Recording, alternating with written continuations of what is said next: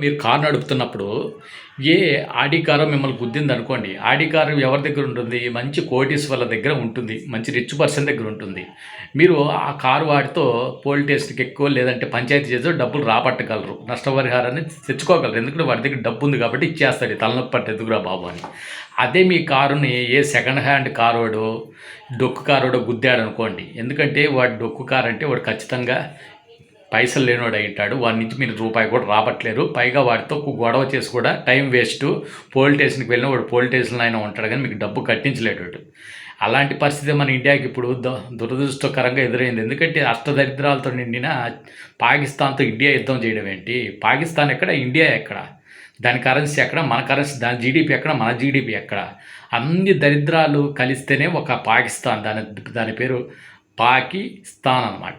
So అలాంటి పాకిస్తాన్తో యుద్ధం చేస్తే మనకు ఒరిగింది ఏం లేదు, ఖర్చు తప్ప. కానీ యుద్ధం తప్పదు. ఎందుకంటే మన టూరిస్టులు హ్యాపీగా రెస్ట్ తీసుకుందాం, అన్ని బాధలు మర్చిపోయి అందమైన కాశ్మీర్ పచ్చ వనంలో సేద తీరుతామని అక్కడికి వచ్చి వాళ్ళు టైం స్పెండ్ చేస్తూ ఉంటే ఈ ఉగ్రవాద కుక్కలు పాకిస్తాన్ నుండి వచ్చి దొంగతనంగా దారుణంగా పాపం చిన్నపిల్లలు భార్యల ముందు కాల్చి చంపేశారు.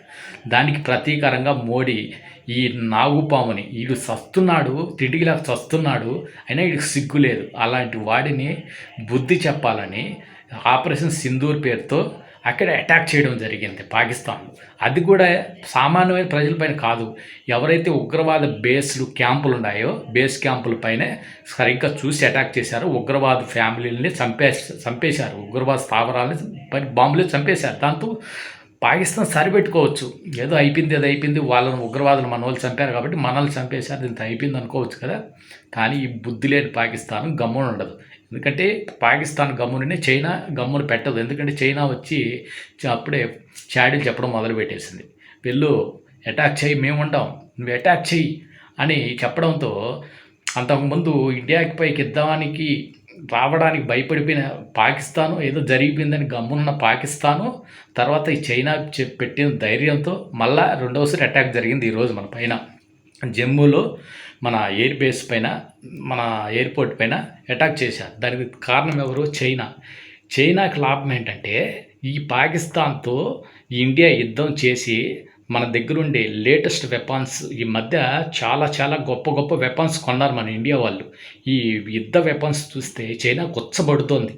ఎందుకంటే ఎప్పుడైనా భారత్ యుద్ధం వస్తే ఖచ్చితంగా మనకి 40% నష్టం అయితే ఇండియాకి 60%. ఒకవేళ అటు ఇటు అయితే ఆ నష్టం అంత ఆసామాసిగా ఉండదు, చాలా భయంకరంగా ఉంటుంది చైనాకి. అందుచేత చైనా భయపడుతుంది ఇండియా వెపన్స్ చూసి. అందుకే పాకిస్తాన్తో ఈ ఇండియాకి యుద్ధం పెట్టి ఇండియా మొత్తం తన ఆయుధాలని ఈ పాకిస్తాన్ పైన ఖర్చు పెట్టేస్తే తర్వాత ఆయుధ పరంగా ఇండియా చాలా వీక్ అయిపోతుంది. అది ఈ చైనా చేస్తున్న కుట్ర. ఎలాగైనా ఇండియాని వీక్ చేయాలి, ఆయుధాల పరంగా వీక్ అయిపోతే తర్వాత మనది అప్పర్ హ్యాండ్ అవుతుంది. ఒకవేళ యుద్ధం వస్తే ఇండియాని ఈజీగా గెలవచ్చు అనేది చైనా కుయుక్త పన్నాగాలన్నమాట. సో ఎన్ని పెద్ద దేశమైనా సరే, అన్ని దేశాలు కలిసి వచ్చినా సరే ఇండియాని ఏం చేయలేవు. ఎందుకంటే ఎన్నో యుద్ధాలను చూసింది, ఎన్నో విప్లవాలను, ఎన్నో కలహాలను చూసింది ఇండియా. అన్నిటి తట్టుకొని ఇప్పటికి కూడా నిలబడింది. బ్రిటిష్ లాంటి సామ్రాజ్యం, మొఘలులు ఇలా ఎంతోమంది దోచుకోవడానికి వచ్చిన వాళ్ళందరినీ తట్టుకొని మళ్ళీ గొప్ప శక్తిగా ఎదిగింది ఇండియా. సో ఈ గడ్డపైన, ఈ భారత గడ్డపైన ఒక పవర్ఫుల్ శక్తి ఉంది, అది ఇప్పటికీ కాపాడుతుంది. ఇక ఇండియాకి అన్ని విజయాలే, ఎటువంటి పెద్ద దేశమైనా సరే దాన్ని అంతు చూస్తుందన్నమాట. ముందు పాకిస్తాన్ని మ్యాప్లో లేకుండా చేసి తర్వాత చైనా అంతు చూడాలి. అన్ని విషయాల్లో ఇండియాది విజయం కావాలని మనస్ఫూర్తిగా కోరుకుంటున్నాను. జై హింద్, జై భారత్.